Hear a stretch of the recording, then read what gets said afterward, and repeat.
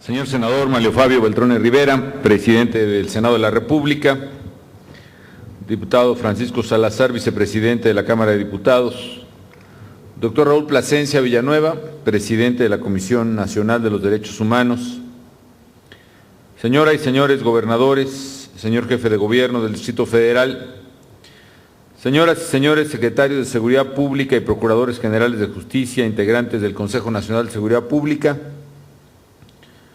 maestra Lorena Martínez, presidenta municipal de Aguascalientes y de la Conferencia Nacional de Seguridad Pública Municipal, señora Isabel Miranda de Gualas, presidenta de Alto al Secuestro, señor ingeniero Héctor Lario Santillán, coordinador general del Observatorio Nacional Ciudadano de la Seguridad, la Justicia y la Legalidad, distinguidos representantes de la sociedad civil que hoy nos acompañan, distinguidos legisladores, señoras y señores representantes de los medios de comunicación, señores secretarios, señora procuradora, distinguidos invitados especiales, señoras y señores. Me es satisfactorio participar con todos ustedes en esta 30ª sesión del Consejo Nacional de Seguridad Pública. Haremos en él una revisión de la evolución que presenta la Estrategia Nacional de Seguridad, así como de los avances en los compromisos que hemos adquirido en el seno de este Consejo y en el marco del Acuerdo Nacional por la Seguridad, la Justicia y la Legalidad. En el caso de la presidencia del Consejo, debo informar a ustedes que hemos dado especial importancia a escuchar y dialogar con los representantes de la sociedad civil. Hemos sostenido diálogos con asociaciones religiosas, con académicos, con medios de comunicación, con organizaciones civiles, con los distintos poderes y con los diferentes órdenes de gobierno. Hemos también dialogado con víctimas del delito en Ciudad Juárez, en Monterrey, en Chihuahua y en otros lugares. En particular, mi encuentro del jueves pasado, cuando me reuní con representantes del Movimiento por un México de Paz, con Justicia y Dignidad, tuvo una especial relevancia. Para mí, ha sido una experiencia intensa y aleccionadora que me ha permitido evaluar críticamente muchos aspectos de las decisiones públicas en la materia y reforzar convicciones para seguir luchando por la seguridad de los mexicanos. El diálogo ha sido un espacio para escuchar la voz de quienes han perdido a un ser querido a manos de los delincuentes. A todos nos ha conmovido profundamente el testimonio desgarrador de María Elena Herrera, una valiente madre de familia que ha sufrido la inimaginable tragedia de perder a 4 de sus hijos en distintos eventos en 2 diferentes estados. Quizá ellos han sido víctimas por partida triple, víctimas de la delincuencia, después víctimas de la impunidad y en buena manera también debemos reconocerlo, víctimas de la indiferencia de las instituciones. He platicado con muchas personas con historias muy parecidas a la mía, nos dijo María Elena. Y en todos los casos encontramos una constante. Grupos criminales coludidos con los cuerpos de seguridad, procuradurías que se niegan a investigar, autoridades que se niegan a aceptar las investigaciones que nuestras propias familias hacen, policías honestos que cuando se atreven a denunciar a sus jefes corruptos son asesinados. Y sentenció la propia María Elena: superar el miedo es el primer paso. Luego viene superar la humillación de las autoridades que no nos hacen caso y el maltrato de parte de quien debiera garantizarnos la justicia. Así nos señaló y nos exigió María Elena, entre lágrimas de tristeza y de rabia, que hiciéramos nuestro su dolor y su indignación. Tuve la oportunidad de platicar con ella más tarde y me dijo que a pesar de lo difícil y doloroso de la situación, su corazón de madre le decía que sus hijos aún están vivos. Esperamos sinceramente que así sea, pero sé que en cualquier caso, ninguno de nosotros puede estar en paz hasta que no sepamos qué pasó con ellos. Sea el gobierno de Guerrero, donde desaparecieron unos, o el de Veracruz, donde desaparecieron otros, o el de Michoacán, de donde son originarios, o el gobierno federal. Las fuerzas de seguridad también han sufrido el embate de los criminales. Pienso en cientos de policías y soldados y marinos, municipales, estatales o federales. Y pienso también en el caso que nos planteó ahí la señora Araceli Rodríguez Nava, madre del policía federal Luis Ángel León Rodríguez, quien desapareció a manos de criminales sin escrúpulos junto con 6 de sus compañeros cuando iban a una misión para proteger a los habitantes de Ciudad Hidalgo, Michoacán. Como comentó ella ese día, los integrantes de la banda que opera en esa zona, como le comenté, a ella ese día, integrantes de la banda que opera en esa zona habían sido aprehendidos la víspera y era posible que entre los detenidos estuviera alguno o algunos de los autores materiales de esos hechos. En efecto, quiero compartirles que así fue. Los criminales, varios de los detenidos han admitido ese delito y están ya en espera de ser juzgados por la privación ilegal de la libertad y la muerte de esos heroicos policías federales. Confiamos en que serán juzgados conforme a derecho para que se haga justicia en este doloroso caso. Hoy, más que hacer un llamado político, quiero apelar al sentido humano que hay en cada uno de los integrantes del Consejo de Seguridad. Como seres humanos, como servidores públicos, como responsables de las instituciones del país, a todos debe indignarnos la muerte y el sufrimiento de miles de mexicanos. A todos debe indignarnos que se sigan cometiendo secuestros.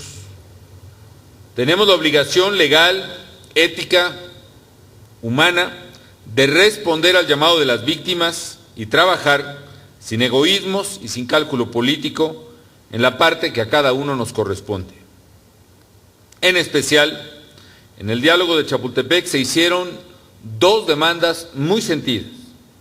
Por una parte, el llamado a identificar a las víctimas de la ola de la violencia desatada por los criminales, a vencer su anonimato y preservar su memoria. Por otra, la necesidad de romper el círculo vicioso de impunidad que propicia más violencia. Quiero compartir algunas ideas respecto de estos y otros temas. Por lo que toca a la deshumanización en el trato a las víctimas, es necesario que las autoridades de todos los niveles hagamos el mayor esfuerzo posible y que nos corresponde para poner nombre y apellido a quienes han fallecido a consecuencia de la violencia criminal. Preservar la memoria de las víctimas es el primer paso hacia un futuro de paz y justicia para el país. Necesitamos saber quiénes son las personas que han fallecido, independientemente de las condiciones en las que murieron. Es fundamental saberlo, sin importar si se trata de jóvenes que han sido reclutados por los cárteles, o personas que han sido secuestradas, o desaparecidas, o asesinadas por criminales, o que hayan muerto en algún enfrentamiento entre delincuentes, o entre estos y las autoridades.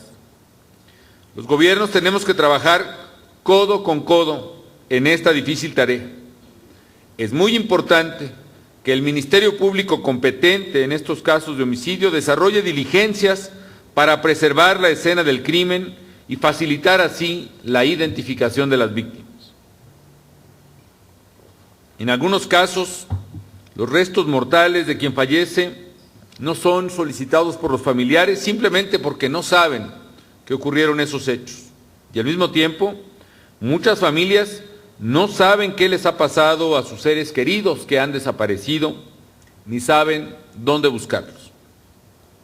El Estado debe cumplir cabalmente, a través de todas sus instancias de gobierno, su tarea de investigar cada uno de los casos y de identificar a las personas fallecidas hasta donde sea humana y técnicamente posible. Cada una de las personas que han perdido la vida debe ser vista como lo que es, como un ser humano y no como una estadística. Como dijo ahí mismo Julián Levarón, necesitamos que la violencia nunca se trivialice ni se justifique, y mucho menos que se olvide. Por eso celebro enormemente el acuerdo logrado por la Conferencia Nacional de Procuradores y del que también se dará cuenta a este Consejo. Me refiero al protocolo para el tratamiento e identificación forense. Este instrumento servirá para que las autoridades competentes procedan a la preservación de la escena del crimen, a la recolección adecuada de las evidencias, al cuidado de la cadena de custodia y sobre todo a la plena identificación de cada persona fallecida. Por otra parte, señores, es urgente abocarnos a la búsqueda de quienes han desaparecido a causa de la violencia criminal. Hoy no se tiene un claro registro de cuántas personas han desaparecido a manos de delincuentes, cuántos fueron arrancados de sus hogares, levantados en la calle y no pueden estar con sus padres o con sus esposas e hijos.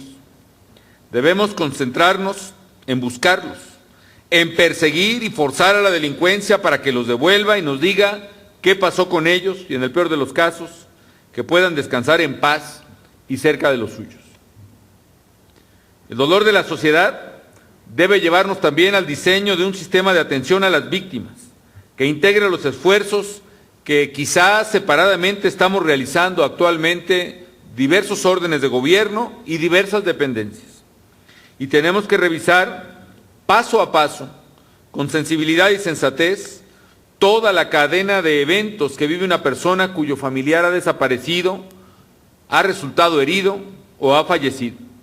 ¿A dónde y con quién tiene que acudir? ¿Cómo presentar su denuncia? ¿Quién debe realizar las investigaciones? ¿Quién la mantiene al tanto? ¿Quién le brinda orientación legal y apoyo psicológico? ¿Quién la o lo protege de las amenazas? Solo así será posible articular una respuesta coherente del Estado mexicano ante el dolor de miles de familias desgarradas. La otra exigencia de la sociedad que fuera planteada ahí de manera reiterada fue la necesidad de poner un alto a la impunidad. Entre llanto, los familiares de las víctimas describieron el suplicio que es la búsqueda de justicia en nuestro país. Hablaron del temor de acudir a presentar denuncias ante policías o ministerios públicos que están, o pueden estar, mejor dicho, coludidos con los delincuentes.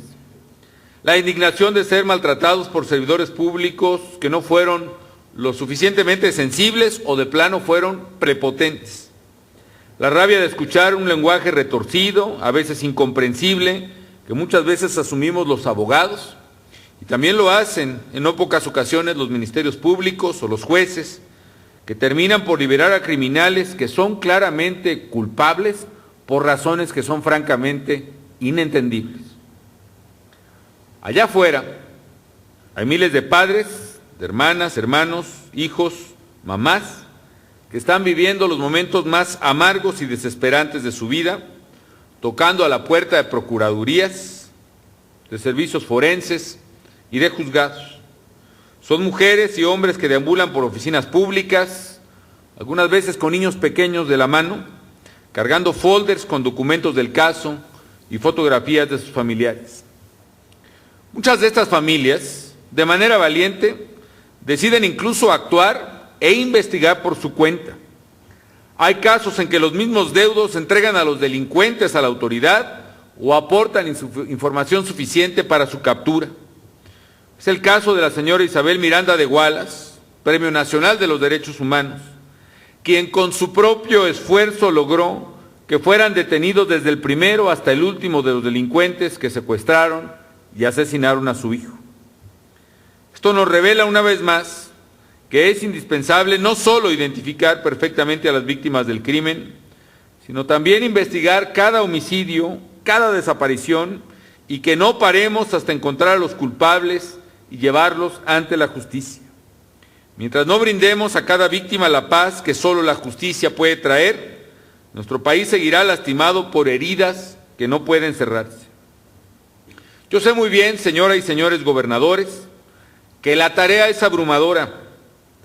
Sé que es muy difícil, sobre todo cuando se trata de hechos dantescos perpetrados por criminales sin escrúpulos. Pero estos casos no deben quedar impunes. Ya hemos avanzado en algunos de ellos. No hemos avanzado, por ejemplo, en el caso de las fosas de Durango. Sí hemos avanzado en otros, como en el caso de las fosas de Tamaulipas. Hemos detenido a decenas de implicados, incluyendo a los policías de San Fernando que se coludieron con los criminales. Capturamos a uno de los líderes de la célula que perpetró estos horribles crímenes y seguiremos investigando este y todos los casos de homicidios colectivos ocurridos en Durango, en Tamaulipas y en otras partes. Y sé también que es muy difícil resolver todos los casos, porque el número de víctimas supera muchas veces la capacidad de las procuradurías, los ministerios públicos y los servicios periciales. Pero tenemos que hacer todos un esfuerzo para escalar esas capacidades y fortalecer a las instituciones en materia de seguridad y de justicia. Es imprescindible romper el círculo vicioso de la impunidad, porque a más impunidad, mayores son los estímulos y los incentivos para que la criminalidad crezca. Mientras más impunidad, más crimen, y mientras más crimen, más impunidad. Tenemos que romper ese círculo vicioso, vencer la impunidad y reducir también y como consecuencia la criminalidad. Por otra parte, es preciso recordar que a la par de la violencia y de las muertes generadas por el crimen organizado, es absolutamente indispensable hacer un alto en el camino para preguntarnos si estamos haciendo todo lo que está a nuestro alcance para combatir los delitos más comunes, los que más agravian a la ciudadanía, los más frecuentes. Hablo del ama de casa a la que le arrebatan el monedero, hablo del estudiante al que le quitan el celular, hablo del obrero al que le roban su quincena en el microbús. Estos y otros delitos del orden común constituyen cerca del 90% de los ilícitos que se cometen diariamente en el país. Tan solo el robo con violencia ocupa más del 84% del total de los delitos. Quiero aquí reconocer el gran esfuerzo y la excelente iniciativa desplegada por varios gobiernos estatales para enfrentar estos y otros delitos que caen en su ámbito de competencia a través del operativo CONAGO 1, impulsado por el presidente en turno de la Conferencia Nacional de Gobernadores, el jefe de gobierno del Distrito Federal. Este operativo ha alcanzado resultados importantes y celebro que, aún en modalidades sorpresivas, tenga carácter ahora de permanente. Y tenemos que ir más allá. Por eso quiero convocarlos a que tomemos un acuerdo para que de una vez hagamos a un lado cualquier diferencia y nos enfoquemos en objetivos muy claros y muy concretos para los próximos meses. Concretamente, ¿cómo vamos a reducir los delitos que más afectan cotidianamente a la gente? En cuanto queremos disminuir el robo de autos, el robo con violencia, la extorsión, en particular la extorsión telefónica, y sobre todo, ¿qué vamos a hacer para reducir el secuestro, que sigue siendo uno de los delitos que más agravian y más preocupan a nuestra sociedad? Actuemos en ello con honestidad y con firmeza, y hagamos las cosas con verdadera voluntad de que sucedan, porque eso es lo que México exige de nosotros. Pongamos un alto a los criminales que quieren vernos divididos y ver nuestros esfuerzos fragmentados. De nuestro éxito en el abatimiento, en la reducción de estos delitos, dependerá de que devolvamos a los mexicanos la tranquilidad que les debemos, la justicia que reclaman. Unamos pues fuerzas, señoras, señores gobernadores, para reducir esos delitos: el robo, el secuestro, la extorsión, el homicidio. Y agregaron varios gobernadores, la trata de personas, y también mejorar nuestro esfuerzo en el tráfico de armas.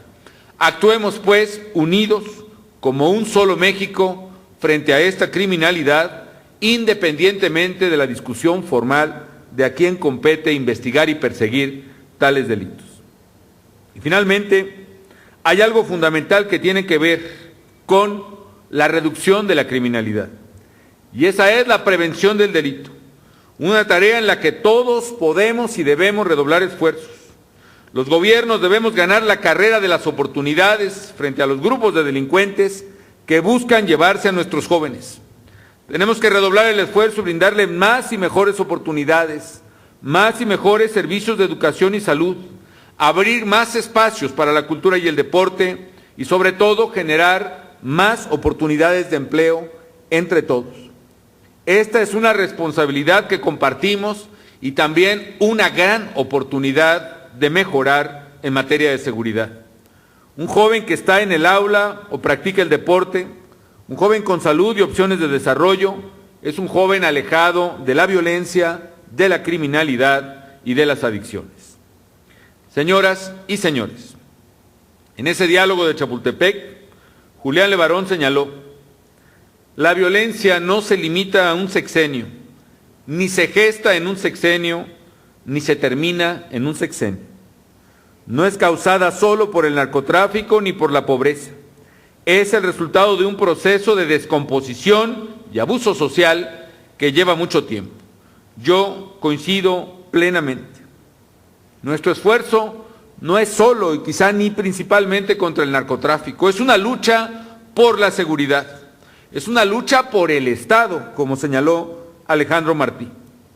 Y como dije antes a los representantes de las víctimas, la corrupción, el miedo, quizá la costumbre de verlo siempre ahí, hicieron que la plaga de la violencia y el crimen fueran carcomiendo poco a poco las paredes y los techos de nuestra casa común, hasta que un día muchas de esas paredes simple y sencillamente se derrumbaron.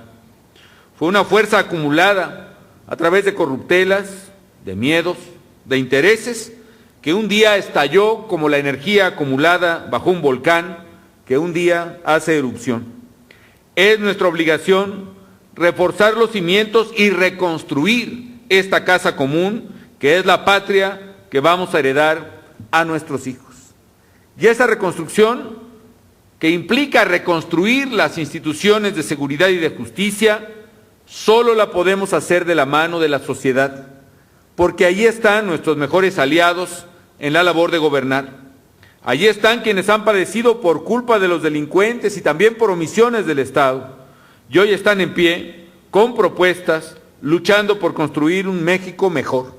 Allí están Alejandro Martí, Isabel Miranda, María Elena Morera, como también están Javier Sicilia, Julián Levarón, María Elena Herrera y muchos otros ciudadanos más que están transformando su dolor y su justa indignación en un esfuerzo por construir las instituciones que México necesita.